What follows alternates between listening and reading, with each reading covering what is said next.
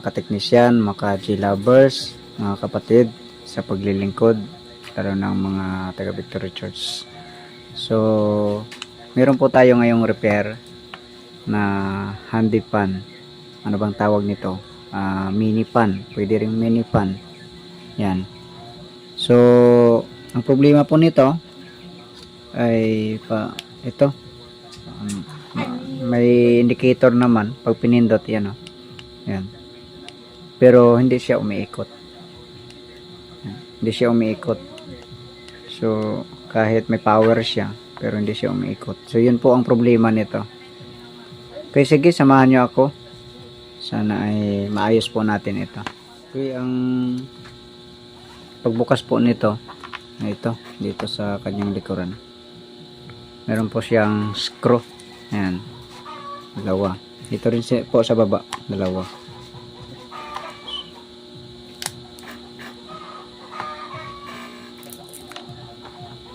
Ay, wala. Wala na dito sa baba. Dito lang sa taas. Okay.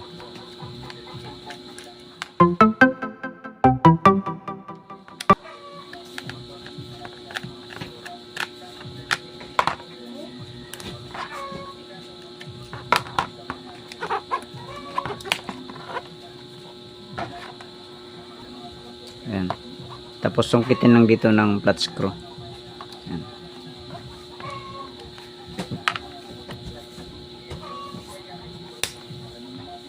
Ayan. Yan po ang kanyang laman. Ayan. So ito ang kanyang battery. Ito ang kanyang driver board. Ayan.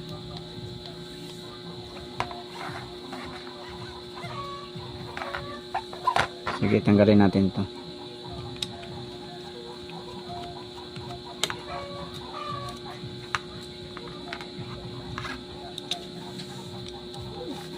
Ito, may screw dito banda sa kanyang liig.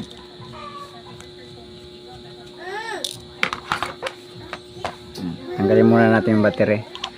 So pag mag-ano tayo nito, pag magbukas, para safety po tayo, kahit sa pagtanggal ng screw ay dapat tanggalin muna natin yung battery. Ayan. Para pag mahulugan man dito ng kanyang screw ay hindi ma-grounded. Ayan. So di kasi maiwasan minsan na mahulog ang mga screw ba.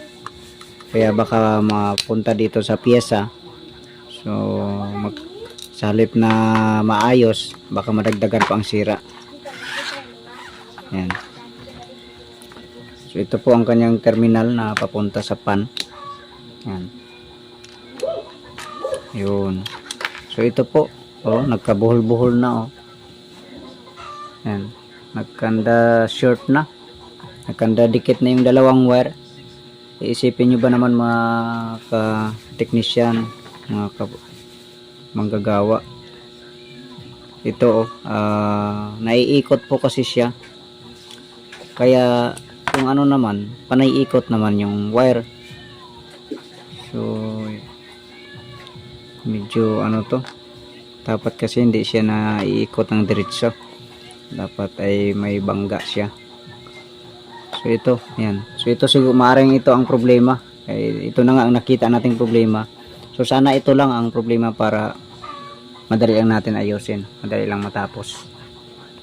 So sige. Idugtong ko muna to.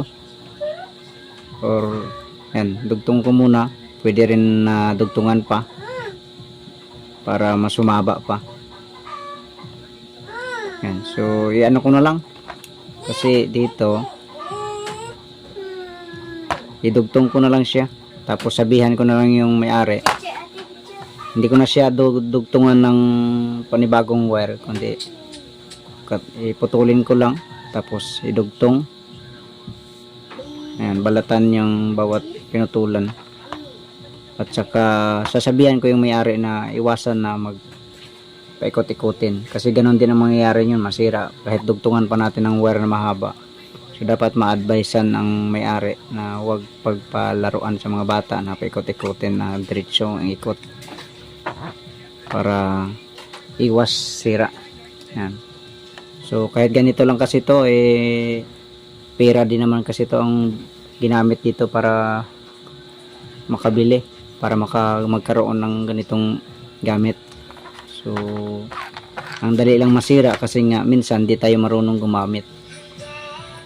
And so ang kanyang brand po ay Marvel. So parang Marvel, parang sigarilyo, meron din yatang brand na ganyan eh. Ayan. Okay, sige, idugtong ko muna ito. Kasi ang nangyari, meron akong customer, tinanong ko siya, sir, ano bang problema nito? Power po ba? Picture po ba? Ayaw po bang umikot? So sagot niya sa akin, ang problema po niyan, sir, ay dati gumagana, ngayon sira na.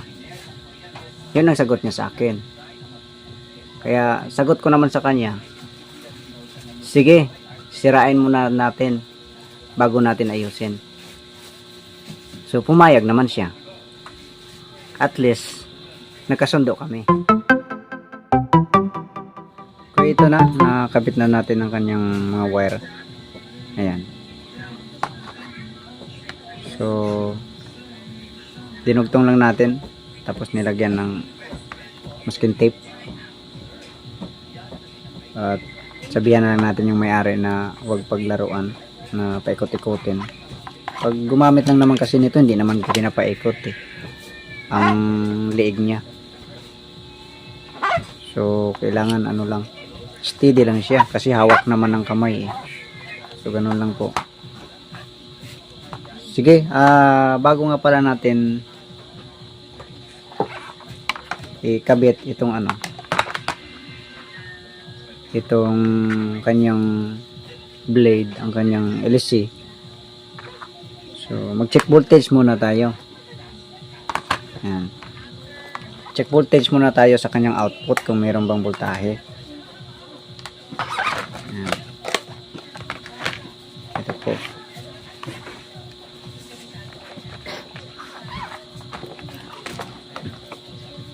I-set po natin sa DC na 10. Ayan. Kabit natin ito.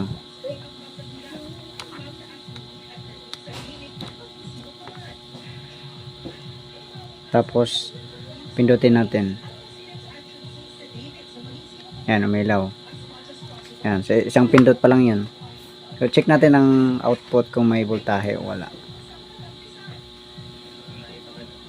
So meron 5. Sige, pindutin pa natin uli. Check natin uli. Ayun, tumaas na. Make it 6. Pindutin pa natin uli.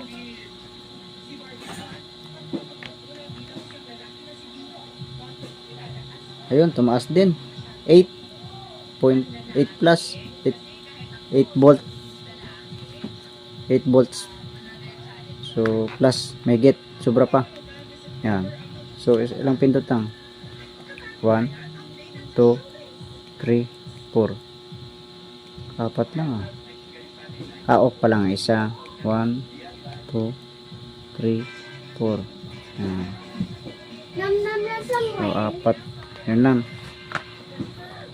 Ang purpose kasi nito, ito kasi ang tanong dito, paano kung naayos mo na dito, nadugtong mo na, maayos naman ang pagkadugtong mo, wala namang grounded. So pagka-testing mo dito, pagpindot mo, umiilaw nga pero hindi pa rin umikot. So paano mo malalaman kung saan ang sira? Alangan naman nabuksan mo agad dito. So para bago ka magbukas dito sa kanyang LC na to, dito ka muna, mag-check voltage ka muna kung may lumalabas na voltahe. Yun lang po ang mas siguradong proseso. Kasi naman sige ka open dito, baka inisip mo may putol pa doon sa loob o baka mahigpit na yung blade niya. So bago ka magbukas dito, dito ka muna, alam mo na may voltahe naman dito lumalabas. Sige nga, i-testing nga natin para magkaalaman na. Yan. Okay, pindutin natin. Yan, pindutin ko. Ayun, umikot na siya.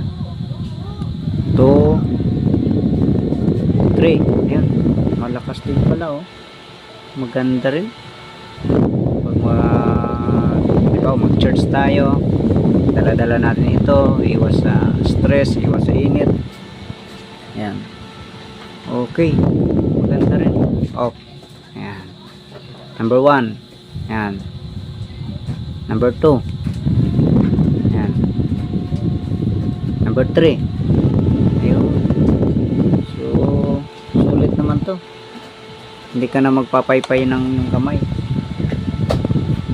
Ayan. Okay, sige, takpan ka muna.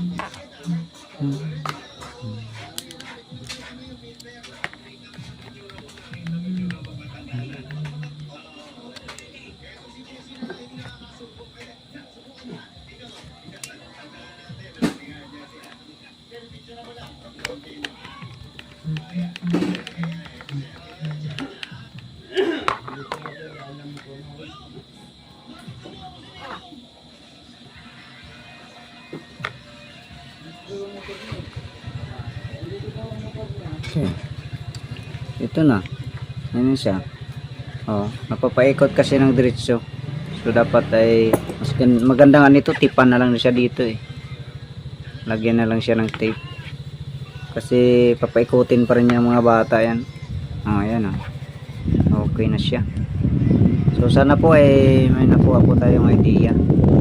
So kahit ganito lang to, maliit lang din to, pero pag dinala mo pa ito sa shop, lalo na yung mga sa bahay lang, or lalo na yung mga lalaki, madali lang po siyang ayusin.